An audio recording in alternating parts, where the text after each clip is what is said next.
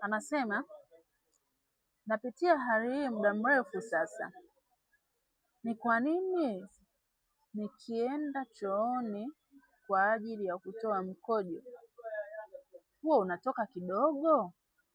Nahisi nimemaliza kabisa, ila nikirudi ndani sikai dakika 2 naenda kukojoa tena.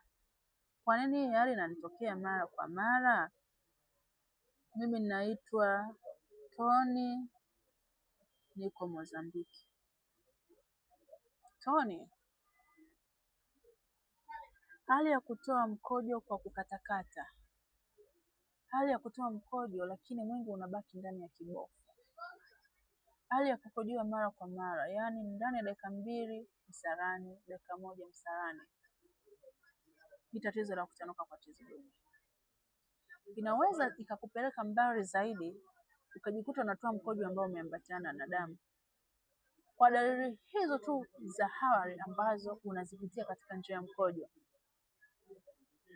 inakupa haramu ya ndani inayokuambia tezi lako haliko salama.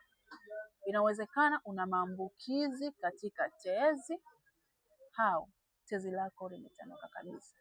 Ila kuweza kuondokana na hii changamoto ni rahisi sana, na kuweza kurejea upya kwa kukaa muda mrefu bila kwenda msalani ni rahisi sana.